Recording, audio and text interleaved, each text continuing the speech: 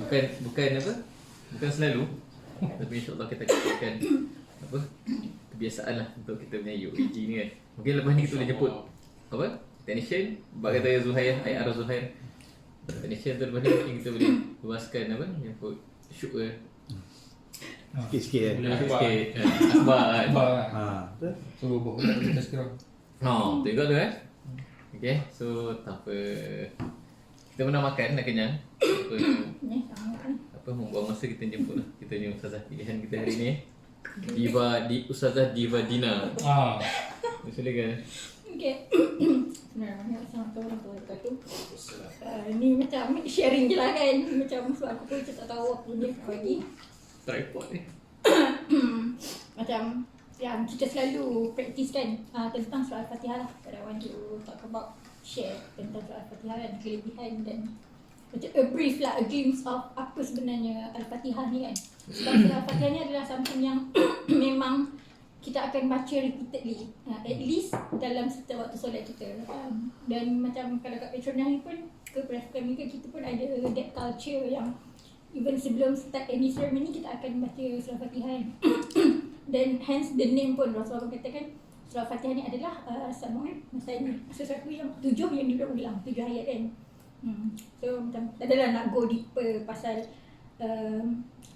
dia punya apa? Okay. Tak adalah nak go deeper pasal sebab kan 7 ayat tu ada yang kata Bismillah tu parts of the surah, ada yang kata tak kan.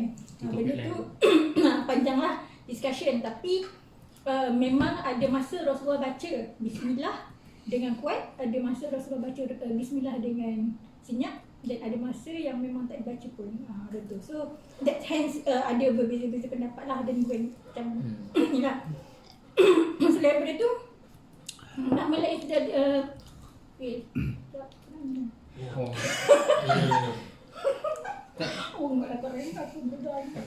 Tak sampai tengah lagi dah gerak lah tu. Teruskan ambil gambar tu ya. Okay, surah Al-Fatihah ni ada nama-nama lain dah yang paling selalu kita dengar. Ummul Kitab kan, Ummul Kitab sebab memang kalau apa Arab punya adat, dia akan panggil sesuatu yang induk, dia akan refer tu ummu kan.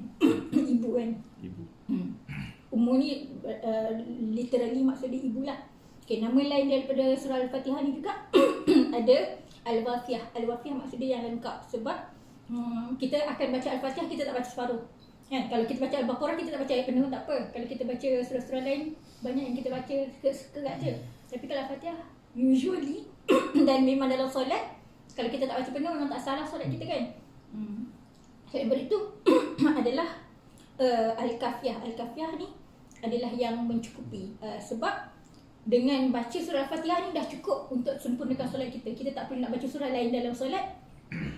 Tapi kalau kita tak baca surah Al-Fatihah dalam solat, tak cukuplah solat kita.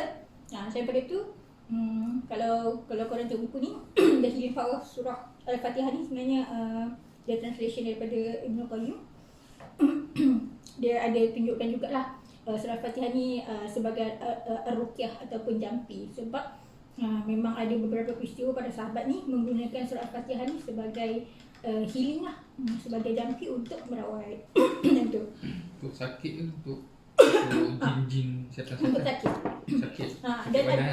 Dan kalau korang baca, banyaklah dia punya dia share peristiwa-peristiwa mana surah Al-Fatihah ni digunakan sebagai jampi. Macam tu lah. Okay. Kalau kat sini dia ada satu riwayat beberapa rawi lah, Muslim dan Nasa'i semua, tentang Rasulullah SAW bersabda, Allah Subhanahu Wa Taala berfirman. Aku baca maksud je lah. Sebab ni adalah hadis qudsi. Hadis qudsi ni adalah hadis yang membezakan hadis qudsi dengan Al-Quran. So dua-dua ni adalah daripada Allah. Sebab kalau hadis qudsi, kalau kita lafaz tu, Allah akan Rasul akan guna lafaz aku untuk refer to Allah sebenarnya, walaupun lafaz daripada Rasul. Yang membezakan adalah hadis qudsi dengan Al-Quran ni. Kalau hadis Al-Quran, lafaz dan makna tu daripada Allah. Memang words tu daripada Allah dan makna tu pun daripada Allah. Tapi hadis qudsi ni, lafaz tu daripada Rasulullah tapi makna tu daripada Allah. Maksudnya melalui itu yang menyampaikan dia lah. Sebab tu kalau hadis Al-Quran ni Jibril datang turunkan ayat kepada Rasulullah kan. Macam tu. Ahli kursi pun Jibril lah. Hadis Qudsi Rasulullah yang sampaikan. Hadis Tapi ayat daripada Allah. maknanya ada part antara tak Jibril ke? tak, hadis ni tak semestinya. Sebab hadis ni memang daripada Rasulullah. Itu yang membezakan hadis dengan ni lah. Okay. Maksud dia maksud hadis ni aku membahagikan surah Al-Fatihah untuk diriku dan untuk para hamba-Ku separuh-separuh. Sebab surah Al-Fatihah ni adalah surah yang sangat simetri lah untuk 7 ayat ni. Dan hamba-Ku boleh memohon apa yang mereka kehendaki. Kalau hamba-Ku mengucapkan Alhamdulillahirrabbilalamin, Allah akan berfirman, hamba-Ku memujiku, hamadani abdi. Kan? Kita rasa kita semua familiar lah. I believe kita semua ni adalah orang yang familiar dengan terjemahan Al-Fatihah kan.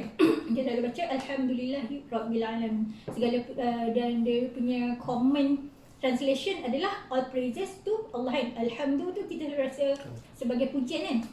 Praise kan. Tapi sebenarnya maksud Alhamdulillah ni dia bukan semata-mata pujian. Sebab pujian ni can be tak ikhlas. Boleh jadi bojekan, betul tak?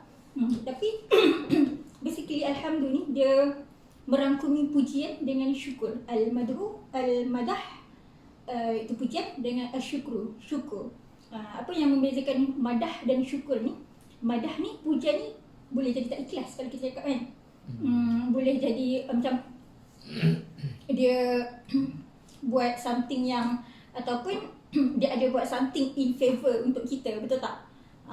Tapi syukru ni dia tak semestinya dia buat something favor lah. Macam contoh aku boleh Zuhair kan, so dia aku nasi lemak lebih kan. Zuhair ni baik lah. Tapi tak semestinya aku betul kata Zuhair baik kan. Macam tu lah. Tapi syukru ni selalunya adalah untuk orang yang ada buat favor kat kita. Ya Allah, terima kasih kan. Macam syukur ni grateful lah, terima kasih kan. Tapi not all. Tapi cuba bayangkan kalau orang tak buat apa-apa kat kita, adakah kita tak bersyukur, kita tak cakap terima kasih kan. Hence al-madah dengan syukru ni dia adalah macam better translation of Alhamdulillah. Dia bukan sekadar puji, dia juga mengucapkan showing our gratefulness to Rabb al-Alamin. Rabb Tuhan. Kita Alhamdulillah Rabbil Alamin, segala puji Tuhan segala alamin. Rabb ni maknanya kita akan tukar antara Tuhan dengan Allah, Rabb kan. Standard kita akan guna kata Rabb. Sebenarnya kalau dari segi bahasa, Rabb ni adalah tuan, owner. Contoh Rabbul Bait, tuan rumah kan. Contoh lagi kalau kita tengok dalam Quran surah Yusuf kan, dia refer Al-Aziz sebagai Rabb kan. Nabi Yusuf dia refer Al-Aziz sebagai Rabb kan, sebagai tuan dia kan. Sebab tapi apa yang membezakan Rabb ni, sebab Rabb ni adalah tuan yang bukan sekadar own, tapi tuan yang nurture, yang feed you, yang macam he give you everything lah. Tuan yang bukan sekadar own, tapi dia nurture, dia menjaga. Yes, itulah Rabb. Al-Alamin, sekalian alam lah kan.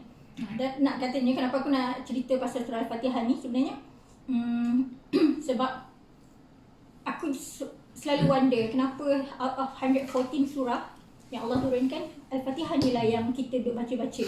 Dan kenapa macam dipilih kan. Dan macam nak katanya level yang tahap sebodoh-bodoh pun kita, seketik-ketik pun ilmu kita sebagai seorang Islam, kita mesti tahu tentang surah Al-Fatihah. Sebab Al-Fatihah ni adalah essence yang Allah nak sampaikan kat kita as a Muslim sebenarnya. Macam kalau kita tak pandai the whole Quran ni lah, kita pun tak boleh nak mengaji the whole Quran, tak sempat ke apa kan. Tapi at least kita tahu tentang Al-Fatihah, the essence of apa yang Allah nak sampaikan kepada kita kan. Lepas tu seterusnya sambungan pada hadis tadi tu, Ar-Rahman Ar-Rahim. Allah berfirman, hamba-Ku menyanjungku.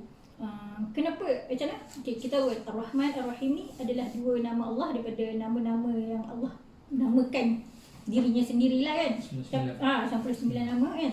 Tapi kenapa out of 99 tu Allah pilih these two, Allah highlight these two names dalam Al-Fatihah yang kita baca ulang-ulang tu. Dan apa nama dia? Sebenarnya sebab kalau kita tengok Rahman Rahim ni, dia asal daripada root yang sama, Ra, Ha, Mim kan. Ar-Rahman dengan Ar-Rahim. apa yang membezakan kenapa Allah pilih these two names yang lebih kurang maksud. Tapi ni kan Ar-Rahman ni dia adalah sesuatu yang kalau belajar ni dari bahasa Arab kan, kalau dalam bahasa Arab itulah kata, sebab every words yang Allah pilih dalam Quran ni sangat spesifik tau.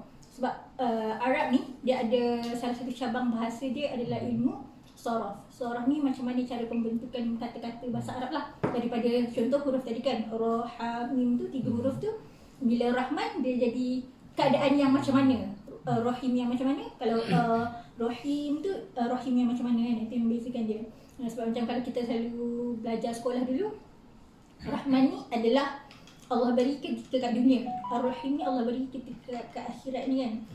Sebab sebenarnya Ar-Rahman ni adalah keadaan yang macam mana kalau dari segi bahasa kan, contoh Hafiz adalah seorang yang penyayang. Hafiz sedang menyayangi haiwan contoh. Beza kan? Kalau Hafiz yang penyayang ni, possible tak dia marah orang?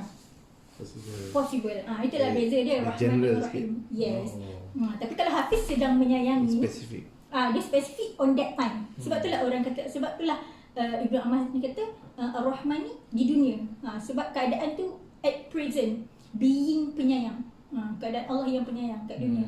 Dan dia adalah keadaan yang macam, boleh kata macam berlebih-lebihan, yang sayang sangat. Macam tu lah. Maksudnya at that instant, at that time. Kalau Ar-Rahim ni, dia adalah sifat yang penyayang, bersifat penyayang. Sebab tu Rahim Allah ni kita nampak dekat akhirat nanti. Lebih kan, macam kita tahu kan, akhirat dengan dunia ni Allah simpan sikit je, Allah bagi sikit je kat dunia ni compared to akhirat nanti kan. Ya, aku dengar Rahman Rahim untuk orang bukan Islam. Rahman untuk orang, sebab tu Rahman untuk orang bukan Islam. Rahim untuk orang Rahman belum semua. Orang Islam, orang bukan Islam, sesiapa saja kan. Tapi Rahim ni Allah limited untuk orang yang Islam je lah. Dan dekat akhirat je lah. Macam tu. Sebab Rahman ni memang being generous. Sebab kalau kita tengok Allah punya Rahman ni dekat dunia ni, contoh Bill Gates, orang-orang kaya kan, even Fir'aun yang jahat, sejahat-jahat makhluk tu pun Allah menunjukkan rahman dia dengan memberikan dia kesenangan kat dunia.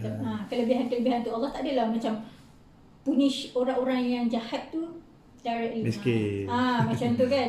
Maksudnya rahman Allah ni meliputi semualah seluruh alam kan. Tapi kelebihan sebagai orang Islam kita ada rahim tu lah. Rahim Allah dekat akhirat nanti dengan apa, nak ampunkan ke apa, ke penyayang. Itulah beza rahman dengan rahim.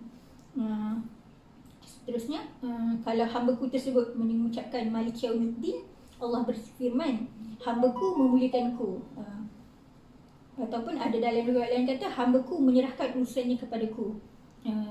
Malik ni dia boleh dibaca Malik ataupun Malik kan. Beza dia, kalau Malik ada alif lepas mim tu, dia adalah raja. Kalau Malik adalah owner ataupun tuan lah.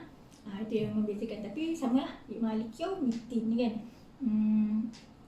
Pun macam mana, dari segi tafsirnya memang ada berbeza-beza pendapat. Maksud dalam Al-Fatihah tu boleh panjangkan atau pendekkan? Ada perbezaan pendapat antara Malik dengan Malik, macam mana cara nak baca. Tapi itu yang membezakan. Dua-dua versi. Betul. So jangan kata orang salah kan. Kadang-kadang kita selalu rasa macam salah lah kau baca kan. Macam tu kan. Tak. Tapi sebab maksudnya dua-dua tu betul. Memang refer tu sifat Allah sebagai pemunya ataupun sebagai raja. Tapi dalam Quran dia ada alif tak ada? Kalau yang ni ada alif Malik. Kalau Raisa Usmani ada. Kalau Raisa Usmani ada. Usmani Yang biasanya orang tak baca yang Maliki apa. Kan kita baca Maliki. Kita bagi dua harakat itu kan. Memang sebab kalau Raisa Usmani ada. Aku kenal orang macam Maliki ya. Maliki. Tak salah. Ustaz Uzbek baca. So Malik yang tak ada alif tu apa maksud tu? Malik yang tak ada alif adalah king. Kalau Malik adalah owner. Sama dia punya kan. Lebih kurang je kan. Tapi it depends on how you interpret. King ni lebih kepada punya kerajaan. Kalau kerajaan, sebab kalau kat situ Yaumiddin kan, Yaumiddin ni refer tu hari pembalasan lah, hari akhirat kan. Dalam tu apa yang Rasulullah baca, Rasulullah baca yang mana satu? Bila ada dua pendapat ni, saya cakap lah, selalunya akan ada keadaan yang sahabat dengar, Yang ni ada sahabat dengar macam ni. Sebab tu akan berlaku Maknanya perbezaan Rasulullah pendapat. kata, maknanya boleh jadi Rasulullah baca style versi lah. Yang berbeza-beza. Sebab macam mana kita tak tahu sahabat mana yang dengar. Tu yang tu kena go deeper lah. So, maksudnya bila ada perbezaan pendapat yang tidak menyalahi pun sebenarnya antara sama lain, kita orang awam ni just terima je. Macam tu sebab dia tak salah. Macam tu. Sebab kita pun, aku pun kalau orang yang belajar ni secara dalam kan, macam aku just share apa yang aku tahu sikit-sikit lah. Macam tu. Yaumiddin maksudnya adalah hari akhirat kan. Akhirat. Kalau kita refer tu ayat sebelum tu, Allah dah cerita pasal dia punya sifat Rahman Rahim. Tapi tiba-tiba Allah kata, I the king or owner of hari pembalasan. Dia macam irony kan. Penyayang, tiba-tiba ada hari pembalasan pula. Nak katanya, you can do whatever you want dekat dunia ni. Allah ni baik, sayang kat kita. Tapi just remember, setiap apa yang kita buat kat dunia ni, ada hari pembalasan tu akan ada. Nak katanya you not just limited dekat sini kan. Kalau every restriction yang Allah letak kat kita tu nanti will be judged later dekat Yaumiddin nanti. Cause and effect. Yes.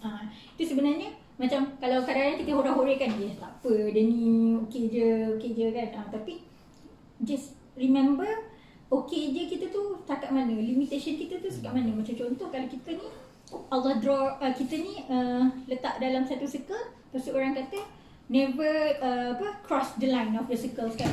Kau nak gerak duduk kat tengah-tengah circle ke, nak hujung-hujung ke, tak kisah, as long as kau still within that boundaries kan. Just remember yang every yang kita buat ni akan ada judgment later on. Lepas tu kalau hamba ku mengucapkan iyyaka na'budu wa iyyaka nasta'in, Allah berfirman, inilah ayat yang menjadi milik antaraku dengan hamba-Ku, dan hamba-Ku boleh memohon apa yang dia kehendaki. Kalau tengok kat sini ayat dia, iyyaka hanya kepadamu, na'budu kami sembahlah, wa iyyaka dan kepada kamu, hanya pada kamu je, nasta'in meminta pertolongan. Allah letakkan kita na'bud, sembah dulu baru kita minta pertolongan Allah. Nak katanya kenapa na'bud, kenapa bukan the other way around, kenapa bukan nasta'in dulu baru na'bud kan. Sebab memang itu adalah macam ultimate why we are here kan. Kalau Allah dalam ayat lain apa tengok surah apa, Allah katakan tidak aku ciptakan jin dan manusia illa ya'budun, kecuali untuk menyembahku kan. Macam tu. So nasta'in meminta pertolongan. Sebenarnya kalau dalam bahasa Arab, selain pada isti'anah, pertolongan tu, dia ada lagi other words. Nas pun tolong juga. Tapi beza nasta'in dengan nas ni, dia macam beza. Kalau bahasa Melayu kita tak ada, itulah bahasa Melayu kita sangat generic kan. Contoh dia kalau bahasa Inggeris, nas ni macam help, I'm helping you. Tapi kalau nasta'in ni aid, macam missionary aid. Aid is something yang macam massive kan, yang big scale. Itu adalah kita, permintaan kita kepada Allah kan. Kita bukan sekat minta Allah tolong sikit-sikit, tapi maksudnya kita minta sangat-sangat. Yes. Dan kita meminta tolong sangat-sangat kepada Allah untuk kita menyembah dia sebenarnya. Iyyaka na'budu wa iyyaka nasta'in. Sebab kita tahu betul tak cara kita sembah Allah ni kan. So sebab tu kita kena minta tolong betul-betul ke Allah. Sebab kadang-kadang betul lah, dan zaman sekarang ni kita tend to alah niat bagi tak apa kan. Kadang-kadang kita lupa yang sebenarnya dalam Islam ni, dalam agama kita ni ada dua syarat untuk amalan terterima. Satu niat yang betul lillahi ta'ala. Kedua adalah cara yang selari dengan syara'ah, dengan syariat. Macam tu. Dan macam mana kita nak tahu cara dengan tu selari dengan syariat atau tak? Ilmu lah. Sebab tu dalam Islam diwajibkan untuk kita tuntut ilmu kan. Okay, sambung lagi. Ketika hamba tersebut mengucapkan ihdinas siratal mustaqim siratal ladzi an'amta 'alaihim ghairil maghdubi 'alaihim waladdallin kan. Okey, ayat ni, okey, kalau tadi kan kita cakap dia adalah 7 ayat yang berulang-ulang kan. Okey, selalunya kalau kita tengok Quran, 7 ayat tu termasuk bismillah, betul tak? Sebab ayat yang ni dia sekalikan jadi satu ayat. Tapi kalau orang yang kata, yang berpendapat 7 ayat tu exclude bismillah, ayat ni dia pecah jadi dua. Macam tu. So kan sambungan daripada tadi, ia akan na'budu wa iyyaka nasta'in. Kalau Allah kata hamba ku boleh mohon apa yang dia nak. Kan? Inilah permohonan kita sebenarnya. Kan? Kita kata kita nak ihdinas siratal mustaqim. Tunjukkan kami jalan-jalan yang lurus. Siratal mustaqim ni kalau aku dengar daripada Nu'man Ali Khan kan kita ihdina tunjukkan kami sirat jalan mustaqim yang lurus kan. Kalau aku dengar Nu'man Ali Khan, okey, sirat adalah jalan. Ada ayat lain juga. Ada perkataan lain juga dalam bahasa Arab yang refer to jalan, tariq. Tariq adalah jalan juga. Sirat adalah jalan. Apa yang membezakan tariq dengan sirat ni? Sirat ni adalah jalan yang luas. Maksudnya nak kata janganlah kedekut syurga Allah tu luas. Jalan nak ke syurga tu pun luas. Maksudnya in every circumstances, in every condition Allah letak kita ada je jalan ke syurga. Contoh kalau kita adalah seorang bapa, Allah tunjukkan contoh-contoh untuk menjadi bapa yang cantik, yang baik dalam Al-Quran, macam Nabi Ibrahim, Luqman, Nabi Yaqub. Dan Allah tunjuk apa ujian-ujian untuk bapa-bapa ni. Dan masa yang sama kalau menjadi seorang anak, Allah tunjukkan macam mana jalan untuk menjadi seorang anak. Macam Nabi Ismail, lepas tu kalau macam contoh ni kan orang cakap perempuan yang tak ada anak, yang tak kahwin lagi apa semua. Allah tunjuk contoh juga Maryam dalam Al-Quran pun bukanlah seorang yang Maryam ni dia sebenarnya dia memang tak ada rasa nak kahwin pun, sebab tu dia rasa berat bila dapat anak. Kan macam tu. Sebenarnya macam jangan in every situation yang Allah put you in, there's always a way to get close to him. Macam tu. Kan? Sebab tu Allah guna kataan the words sirat ni adalah jalan yang luas. Al-mustaqim ni lurus kan. Dia adalah macam kita bayangkan lurus macam ni kan. Dia sebenarnya lurus yang macam tu ke atas. Kalau baca dia elevated ke atas. Maksudnya sebab tu darjat setiap orang kan. Ni kalau aku baca ni aku dengar daripada Nu'man Ali Khan lah. Al-mustaqim maksudnya, so bila kita dah lepas satu level ke satu level, makin tinggi ke atas, impact kalau jatuh tu lagi besar. Hence kita kena minta pertolongan kepada Allah ni, tunjukkan kami jalan yang lurus ni, kena betul-betul lah. Maksudnya sebab tu orang yang lagi kuat imannya, kalau kita tengok kan para ulama apa semua, rasa takut dia tu pada Allah tu lagi kuat sebab tahu lagi banyak. Dan sebab sebenarnya sekali lagi sebab level dia lagi tinggi, sebab dia tahu impact dia akan lagi besar compared tu yang macam rendah lagi. Macam tu. Siratal ladzina an'amta 'alaihim, jalan orang-orang yang telah engkau beri nikmat kepada mereka. Okey. Kalau yang ni, kalau korang tengok, dia selalu ulama selalu tafsirkan ayat ni dengan another ayat Al-Quran. Surah An-Nisa ayat 49. Surah Nisa ayat 49. Okey. Kalau ni share, kalau ilmu tafsir ni selalunya ulama mentafsir nas-nas ni ada dua cara lah. Satu tafsir bil ru'yah, satu tafsir bil ma'thur. Kalau tafsir bil ma'thur ni maksudnya kalau kita tafsirkan nas dengan nas yang lain. Tafsirkan Quran dengan Quran ke dengan hadis ke. Tafsir bil ru'yah ni adalah tafsirkan ayat nas tu dengan akal. Sebab tu ru'yah ni lihat kan, tentu maksudnya literal lah. Sebab tu hence maksurat kan. Maksurat ni adalah zikir-zikir yang maksud pada Rasul. Maksudnya yang Rasul sebut lah. Okay. Kalau tengok ayat 49 kan.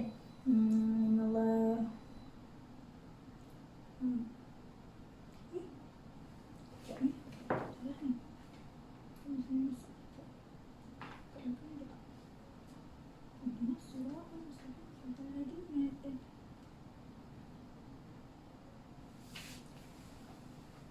Salah ni.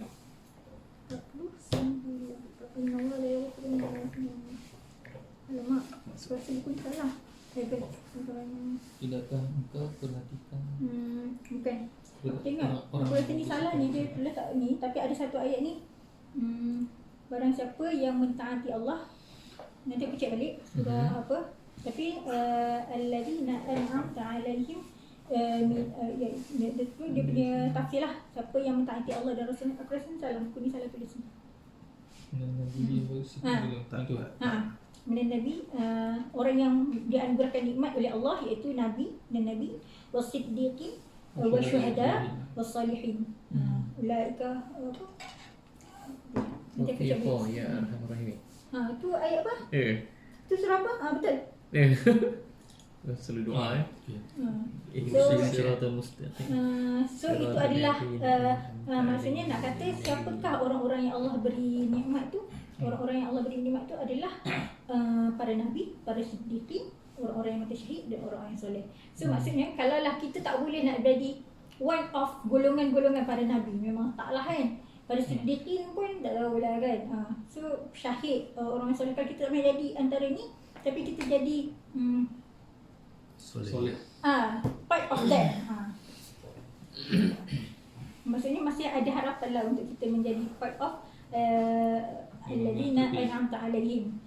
Itu ghairil maghdubi alaihim, dan bukan di kalangan al-maghdub. Al-maghdub ni yang dimarah, yang dimurkai. Lepas tu macam ada hadis kata, Rasulullah kata siapa yang ada orang tanya kepada Rasulullah, apa siapa al-maghdubi dengan siapa ad-dhalimi, siapa yang dimurkai dan siapa yang sesat ni. Rasulullah jawab al-maghdubi alaihim ni adalah golongan Yahudi. Dan ad-dhalim ni adalah Nasara, Kristian. Kan? Kenapa, apa yang membezakan al-maghdubi alaihim dengan ad-dhalim ni? Ad-dhalim ni sesatlah. Al-maghdubi alaihim ni adalah orang-orang yang dimurkai. Kenapa Allah murka pada orang Yahudi sebenarnya? Lagi? Apa yang membezakan dengan ad-dhalim ni? Yahudi dia percaya Allah. Percaya Allah tu wujud. Dia degil. Betul. Tegak. Betul. Dia sombong. Sebab kalau dalam Quran pun Allah refer diorang ni adalah orang-orang yang mengetahui, ahli kitab, ahli ni sebenarnya adalah experts kan. Sebenarnya specialist, experts. Ahli ni dalam bahasa Arab maksud dia adalah orang-orang yang experts, specialist. Sebabnya orang-orang Yahudi ni diorang tahu. Even sebelum Rasulullah lahir kan, sebenarnya kenapa Aus dan Khazraj datang buat perjanjian Aqabah dengan Rasulullah waktu sebelum hijrah dan menjemput Rasulullah hijrah ke Madinah untuk mengetahui Madinah. Sebab Madinah ni dia ada kaum Yahudi kat situ kan. Ada Qainuqa, ada Bani Nadir, banyaklah kan. Sebab Yahudi ni waktu dia dekat Madinah, dia suka cakap dekat orang-orang Arab Madinah ni, Aus dan Khazraj ni, kata tak apa, nanti tengoklah kalau Nabi kami datang. Diorang tahu yang akan ada Nabi akhir zaman ni yang akan diutus lepas ni, yang akan jadi savior for them. Tapi bila diorang dan Allah pun cakap, kalau baca surah As-Saff kan, memang Nabi Isa ada mention secara jelas nama kan. Nama selepas aku Ahmad, Nabi selepas aku adalah Ahmad kan. Tapi bila dah muncul orang yang nama macam tu, orang yang dengan sifat-sifatnya yang memang level diorang tahu siapa Nabi Muhammad ni, diorang lebih mengenali Nabi Muhammad ni daripada anak sendiri kan. Tapi diorang tak nak ikut. Sebab adalah yang ego, sebab bukan parts of the Jews, seorang daripada Arab descendants kan. Macam tu. So sebab tu macam kau dah tahu tapi kau tak nak ikut. Of course lah, sebab tu Allah marah. Compact tu kau tak tahu. Kenapa Nasara ni dikatakan al-dhalim, sesat? Sebab diorang ni baik. Diorang adalah pencinta Nabi Isa sebenarnya kan. Kalau ikutkan Nasara ni sebab tu. Tapi mereka berlebihan dalam mencinta Nabi Isa tu sampai bila time goes by, dia angkat Nabi Isa ni sebagai Tuhan pula kan. Daripada pengkagum, daripada pencinta Nabi Isa, diorang terus over the generations, diorang jadi penyembah Nabi Isa kan. Sebab tu dia zalim. Sebab diorang baik tapi diorang tak tahu. Sebab tu beza dia. Satu adalah dengan ilmu lah. Sebab tu kita tak nak jadi orang-orang yang dah tahu tapi tak nak buat. Dengan orang-orang yang sesat. Macam zaman sekarang kan, macam tak apa, niat baik sebenarnya tapi cara salah kan. Sebab kita tak ada ilmu kan, sesat. Sesat lagi menyesatkan. Macam tu lah. Ini adalah, Allah SWT berfirman, bila kita baca tu, ini adalah bagian hamba-Ku dan dia boleh memohon apa yang dia kehendaki. Itulah habis hadis tu. So nak katanya, setiap kali kita solat, cuba Yalah kan, kita pun solat macam ni kan. Menyelami. Cuma kita boleh bayangkan tak sebenarnya in every ayat Al-Fatihah yang kita baca setiap kali kita solat tu, Allah sedang menjawab. Dan macam peringatan dan macam muhasabah lah juga untuk kita semua kan. Macam bayangkan kita solat tu macam sambil lewa ni kan. Padahalnya Allah tengah menjawab tu. Cuba kalau kita jumpa tak payah ni kan, akbar lah cukup. Nak ke kita macam cakap sambil lewa ni? Tak kan sebenarnya kan. Ni kan pula Allah yang memang akan attend. Nak katanya in every solat yang kita buat, Allah attend kita. Bukan sekat solat sebenarnya kan. Maksudnya macam bila kita baca Al-Fatihah ni, in general Allah akan menjawab seperti inilah for every ayat. How meaningful the Al-Fatihah lah. Jelah, so kalau nak detail boleh menjawab. Macam tu lah. Malam tu je lah. Ada soalan? Oh. Kau aku bukan jago. Dah. Tadi dia mesti cerita pasal tu. Malik dengan Malik. Itu masa soalan tak? Yang apa? Kalau haza dengan haza tu apa beza dia? Haza dengan haza. Ha dengan ha. Panjang yang pendek. Aku tak tahu lah apa beza dia sebenarnya. Aku ni doa naik kenderaan lah ni. Maksudnya aku jumpa yang macam tengok ada dua Ustaz Azim share. Dia tak ada panjangan. Haza wa ma kunna lahu mukrimin kan. Haza. Dia Haza. haza Lepas tu, ini. Dia ada Kalau isyarat. sebab ayat tu kan dari Al-Quran kan. Surah apa? Az-Zuriyah pun kalau Quran dia haza panjang. So mana satu kita ni? Haza tapi dia memang ada alif kecil tu. Haza. Tapi yang Isim isyarah dia. yang aku pernah jumpa and then ada Ustaz Nazim lah pernah share juga. Dia tak ada panjang tu, dia pendek lah. Haza jadi haza. Tapi kalau aku belajar bahasa Arab dulu lah, macam yelah sebab kita tak tulis bariskan, memang aku tulis haza tu macam ni je. Okey. Macam tu je lah. Tapi kalau gitu baca panjang kan? Kalau ada alif kecil atas tu. Dua harakat kan? Dua harakat, betul. Dari segi makna apa? Ada lagi makna tu aku Makna lah, confused beza lah. Yang mana satu yang betul kita patut baca lah kan? Oh, aku Patut kurang arif. kita amalkan. Tu aku tak tahu tapi sebenarnya kita Ustaz Umay mungkin ada ulasan. aku tak perasan yang tu. Sebab sebenarnya Umay kita ada- baca hazar macam ni. Umay ada, So, Umay. dia boleh, ada boleh. isim syarat je. Umay nakib. Dia ini Allah. je. Umar nak pergi Usrah satu ni. Saya ada jawapan. Ikut hebat Sebab hazar ni maksudnya Ini. ini. Kalau haza Jadi bagaimana ada pemakai. Orang mau ada RM2 ni. Dari segi bahasa aku tahu sebab dari segi literal aku selalu jumpa macam ni. Cuma subhanalladzi Sakhara lana. macam panjang kan? Haza Ada. bukan haza. Tapi kalau tengok tak tahu lah kalau ayat tu memang kita kena baca panjang tak Si tahu lah. Haza ke Haza ni kata akar dia sama. Haza alif. dia ada Kalau isim ha- syarat je. Dia adalah penunjuk je nak kata ini. Ya. Hazar. Kalau Haza alif. Kalau Haza aliza. Tak, Ni dia ada Oh, kecil. Ada mana bagi? Tapi apa Fatah. tapi apa kata akar? Hazar Dia memang alif. macam ni. Dia memang macam ni. Fatullah. Ini adalah isim syarat dia. Hazar. Aku tanya soalan di luar konteks Al-Fatihah. Dia sebab dia Ada bahas pasal panjang pendek tu. related Takut dia dengan- tu apa raja yang tu. Sebab dia kata asal yang tu mim, lam dengan kaf. Nah itu pula ni kalau tengok ada orang share haza tu kan.